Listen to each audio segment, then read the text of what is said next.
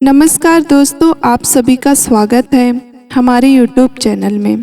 दोस्तों, दुनिया में जब भी प्रेम की मिसाल दी जाती है तो उसमें सबसे पहला नाम भगवान श्री कृष्ण और राधा जी का आता है।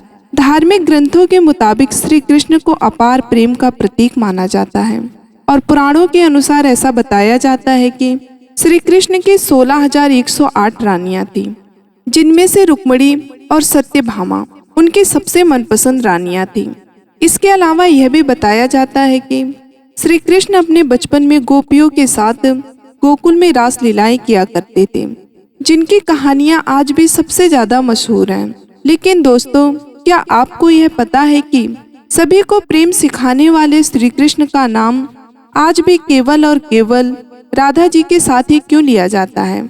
आपने जब भी कृष्ण भक्त को देखा होगा तो गौर किया होगा कि वह हमेशा ही राधे श्याम नाम का ही जाप करते हैं।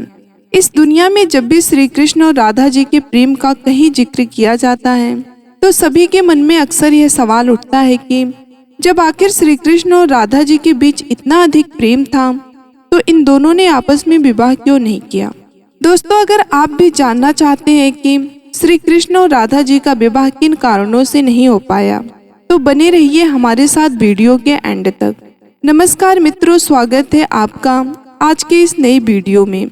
इसी तरीके की पौराणिक कहानियां सुनने के लिए हमारे वीडियो को अभी लाइक करें और चैनल को सब्सक्राइब कर लें ताकि हमारे आने वाली वीडियो का नोटिफिकेशन आप तक सबसे पहले पहुंचे और आप इन वीडियो का आनंद उठा पाएं। चलिए शुरू करते हैं आज की ये वीडियो। दोस्तों, पद्म पुराण के अनुसार ऐसा बताया जाता है कि राधा जी विष्णु भानु नाम के ग्वाले की बेटी थी और उनका जन्म यमुना नदी के पास रावल नदी के एक गांव में हुआ था। कुछ समय बाद राधा जी के पिता बरसाना गांव में आकर बस गए थे, लेकिन दूसरी तरफ कुछ विद्वानों का ऐसा मानना है कि राधा जी का जन्म बरसाना गांव में ही हुआ था। इसी के साथ ब्रह्म वैवर्त पुराण के अनुसार यह बताया गया है कि राधा जी श्री कृष्ण से उम्र में 5 साल बड़ी थी और उनकी सबसे अच्छी मित्र भी थी। ऐसा कहा जाता है जब श्री कृष्ण और राधा जी पहली बार मिले थे तो राधा जी श्री कृष्ण की एक झलक देखते ही उन पर मोहित हो गई और उन्होंने कृष्ण को पहली बार तब देखा जब माता यशोदा उन्हें माखन खाते हुए ओखली से बांध लिया था। दोस्तों, जब श्री कृष्ण बांसुरी बजाते थे तो उनके बांसुरी की धुन सुनते ही राधा जी दीवानी हो जाती थी और बेसुध होकर नाचने लगती थी।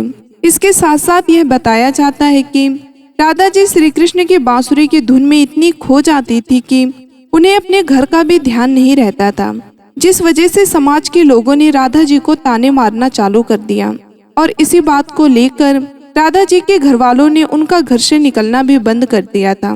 लेकिन जब श्री कृष्ण जी को यह बात पता चली कि राधा जी के घर वालों ने उनका घर से निकलना बंद कर दिया है तो उन्होंने यह बात यशोदा माता को बताई और वे राधा जी से विवाह करने की जिद करने लगे। लेकिन लाख कोशिश करने के बावजूद भी श्री कृष्ण माता यशोदा को नहीं मना पाए और माता यशोदा ने श्री कृष्ण को यह कहकर टाल दिया कि एक तरफ तो राधा जी उनसे उम्र में 5 साल बड़ी हैं और दूसरी तरफ उनका विवाह भी पहले से तय हो चुका है। यशोदा माता ने जब यह बात नंद महाराज को बताई तो उन्होंने भी श्री कृष्ण को बहुत समझाया और राधा जी से विवाह न करने की सलाह दी। लेकिन इतना समझाने के बावजूद भी जब श्री कृष्ण राधा जी से विवाह करने की जिद नहीं छोड़ रहे थे तब नंद महाराज जी श्री कृष्ण को ऋषि के घर के पास ले गए और जब श्री कृष्ण ऋषि गर्ग के पास गए तो ऋषि गर्ग ने श्री कृष्ण को बताया कि उनके असली माता पिता देवकी और वासुदेव हैं, जिनको उनके मामा कंस ने बंदी बनाकर रखा है। इसके साथ साथ ऋषि गर्ग ने श्री कृष्ण को यह भी समझाया कि उनका जन्म केवल और केवल दुष्टों का नाश और धर्म की स्थापना करने के लिए हुआ है। जब ऋषि गर्ग ने श्री कृष्ण को उनकी वास्तविकता से परिचय कराया तभी से राधा जी और श्री कृष्ण के बीच दूरियां पैदा होने लगी। कुछ समय बाद श्री कृष्ण जब और बड़े हुए तो उन्हें कंस के बुलाने पर वृंदावन छोड़कर जाना पड़ा। कहा जाता है कि जब श्री कृष्ण वृंदावन छोड़कर मथुरा जा रहे थे तो वे चुपके से राधा जी के घर उनसे मिलने पहुंचे थे और उनसे बिना कुछ कहे ही उनको अपनी बांसुरी तोहफे में दे दी थी। उसके कुछ समय बाद ही श्री कृष्ण बड़े भाई बलराम जी के साथ वृंदावन को छोड़कर मथुरा की ओर रवाना हुए और ऐसा भी बताया जाता है कि जब श्री कृष्ण वृंदावन छोड़कर मथुरा चले गए तो राधा जी उनकी यादों में फूट फूट कर रोती थी और समाज के दबाव में आकर उन्हें ना चाहते हुए भी अपने पिता की इच्छा के अनुसार किसी और से विवाह करना पड़ा था। ऐसा बताया जाता है कि श्री कृष्ण के जाने के बाद राधा जी का विवाह माता यशोदा का भाई प्रयाण से हुआ था और राधा जी को अपनी एक अलग दुनिया बसानी पड़ी थी।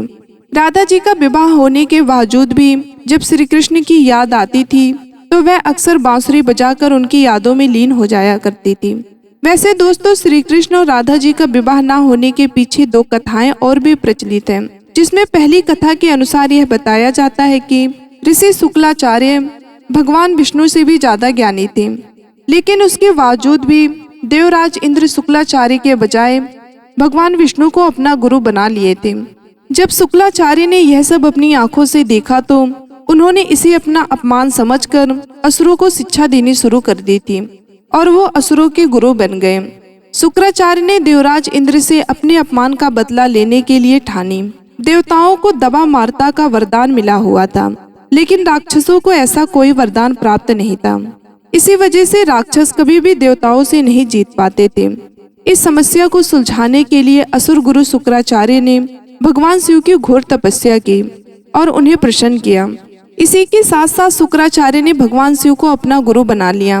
भगवान शिव को अपना गुरु बनाते ही शुक्राचार्य ने उनसे मृत संजीवनी वरदान पाने की सोची। दोस्तों, आपको बता दें कि मृत संजीवनी वरदान एक ऐसा वरदान है जिससे किसी भी मरे हुए इंसान को वापस जिंदा किया जा सकता था।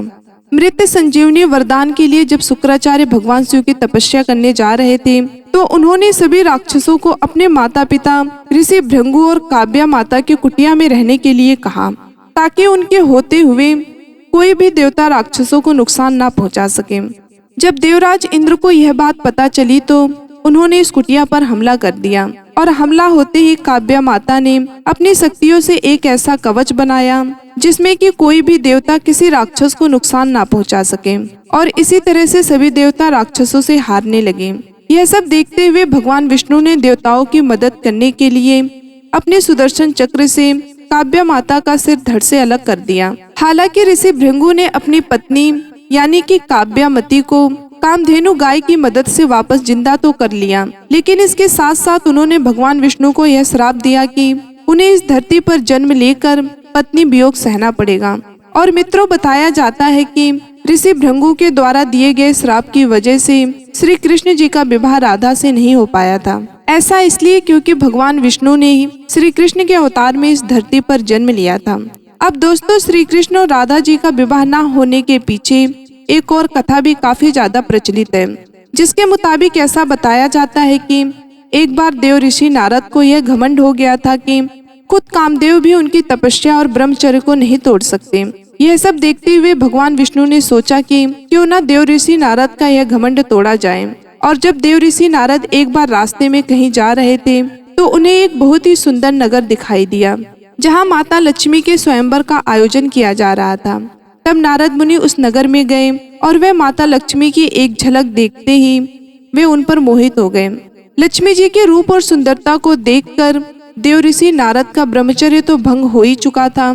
इसके लिए उन्होंने सोचा कि क्यों न इस स्वयंवर में भाग ले लिया जाए। लेकिन इससे पहले ही देव ऋषि नारद भगवान विष्णु के पास गए और उनसे कहा कि आप अपना सुंदर रूप मुझे दे दीजिए और मुझे हरि जैसा बना दीजिए। दोस्तों, आपको बता दें कि हरि का एक और अर्थ वानर होता है, लेकिन देव ऋषि नारद यह बात नहीं जानते थे और भगवान विष्णु ने उन्हें एक वानर का रूप दे दिया। जब लक्ष्मी जी स्वयंवर में आई तो देव ऋषि नारद के वानर वाले रूप को देखकर उन्हें बहुत गुस्सा आया। इसी के साथ साथ देव ऋषि नारद का स्वयंवर में खूब मजाक भी उड़ाया गया। उसी समय की बात है, भगवान विष्णु भी एक राजा का भेष रखकर उसी स्वयंवर में आ गए और भगवान विष्णु के सुंदर रूप को देखते ही लक्ष्मी जी उन्हें अपने पति के रूप में चुन ली।